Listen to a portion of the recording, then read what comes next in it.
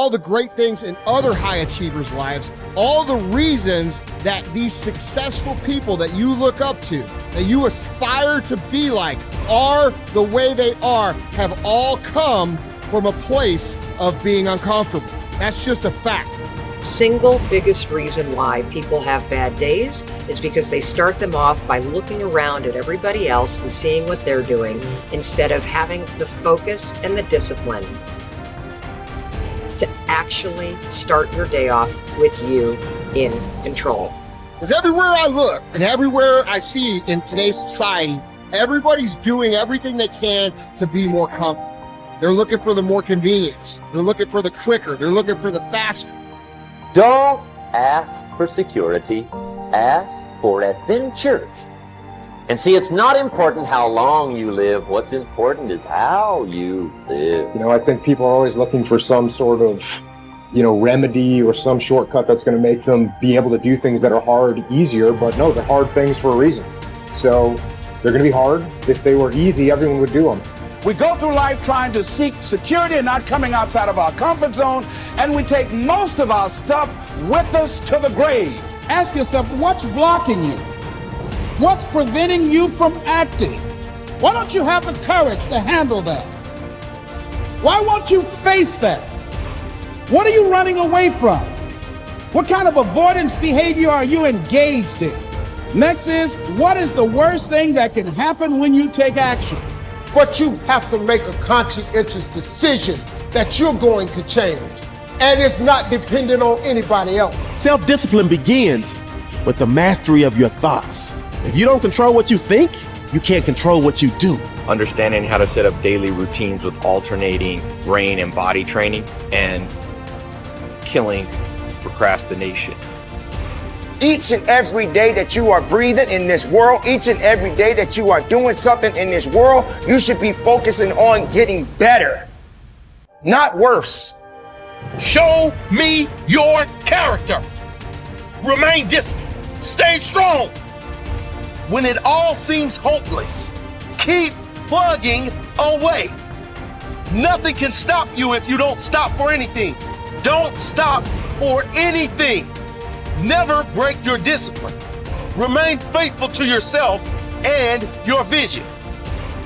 You should be understanding that, hey, I can't be this same person on a day in, day out type of way. I got to keep focusing and going further and going harder and going stronger and pushing myself until there's nothing else left to push forward. Okay, so let's say you pick a level of competition where you're always winning.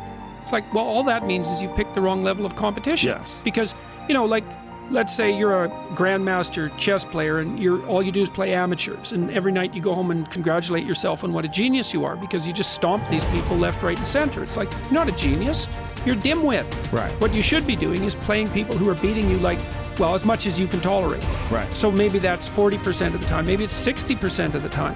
But that way, because to be a winner, you want to be disciplined, you want to know what you're doing, and then you want to be on the edge where your skills are being developed. And if you're going to be on the edge where your skills are going to be developed, you're at a place where losing is always a possibility, because otherwise you're not pushing yourself beyond your current capacity. And so one of the things that I've outlined in 12 Rules for Life is a theory of meaning. Because meaning, as far as I'm concerned, the sense of meaningful engagement is the antidote to malevolence and suffering, essentially. Because you want to have a life that's so engaging that you think, despite the fact that I'm limited and that we're mortal and that life is tragedy and there's evil in the world, despite all that, this is worth doing. And I think that there's a technical meaning that genuinely exists, and that's the meaning that you get when you're in a domain where you have some discipline and some skill. So you're laying out your competence and your ability, but you're simultaneously pushing yourself to develop past where you are. That's really engrossing. What that is doing is expanding your competence. And so life is suffering and betrayal in many senses of the word. But you can adopt a way of traversing through life that is more powerful than the tragedy and the malevolence. It is hard to have the success you want. It's hard to have a jet and freedom and extra houses. And it takes hard work and it takes time. And there's no shortcut. I don't care what anybody thinks. There's no shortcut. Maybe you could have bought Dogecoin and you got lucky. That is the rarest thing in the history of the world. Ed and I would bet we agree. I don't even know. Neither one of us probably invested in crypto when all of our friends said to, because we didn't know it, we didn't feel it, and we missed it. So I'm so blessed if you did, for you. But that's not where true wealth is made. You have to work 50% harder than you think you do. You have to get kicked in the teeth more than you think. You have to get questioned by your friends and family and look like the dreamer twice as much as you think. The people you thought were going to support you aren't. Some people are going to talk behind your back. Some friends are going to leave you. And guess what? It's worth every freaking penny. It's worth every moment, every disappointment. There was a gentleman named David Kekich. I met him. He was paralyzed from the neck down. And not always paralyzed. I think it was a jogging car accident. And he had these Kekich credos. It was like a business card that folded out. And one of his Kekich credos, to make him positive, most positive guy you ever met, couldn't move anything below his neck, one of them was, living the hard way is easy, and living the easy way is hard. So before I answer this about multiple streams of income, I think it's really important I tell you this. Living the hard way makes it easy. I could blame a lot of people. And that's the book I was reading. And I put it off on everybody else. It wasn't until I said, you know what, for me to fix this, I gotta read what the f is wrong with David God. Not blame anybody. Read my book, say, okay, I'm afraid of my shadow. How can I overcome that? Go in the military, get your ass kicked, do things you hate to do, be uncomfortable every day of your life. Roger that. I'm not the smartest kid in the world. Okay. Instead of somebody saying, oh no, you're smart. No, don't say that to yourself. I said to myself, no, I'm a dumb motherfucker. Okay, roger that. How you get smarter? Educate yourself. So the things that we run from, we're running from the truth. We're running from the truth, man. So the only way I became successful was going towards the truth. As painful and as brutal as it is, it changed me. It allowed me to become, in my own right, who I am today. If you do what other successful people do over and over again, nothing can stop you from eventually enjoying the same rewards that they do.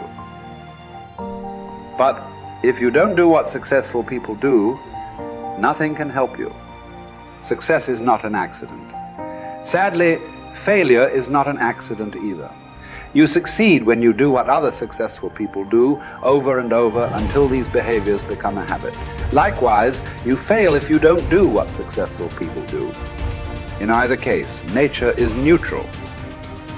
Nature does not take sides. Nature doesn't care.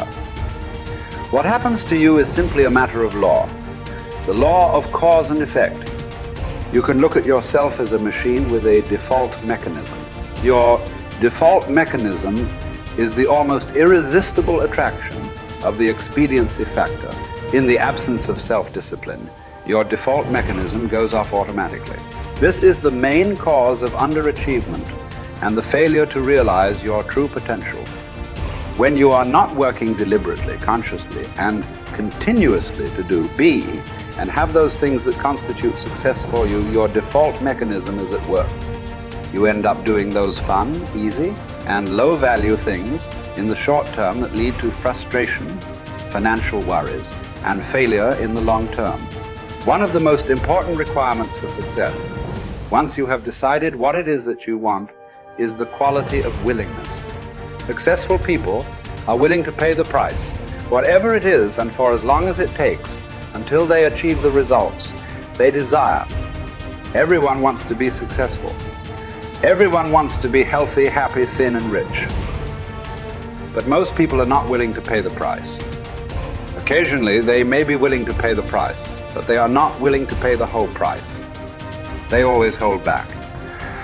They always have some excuse or rationalization for not disciplining themselves to do everything that they need to do to achieve their goal. How can you tell when you have paid the full price of success? It's simple. Look around you. There it is. You can always tell how much of the price of success you have paid by looking at your current lifestyle and your bank account. By the law of correspondence, Your outer world will, like a mirror, always reflect the person you are and the price you have paid on the inside.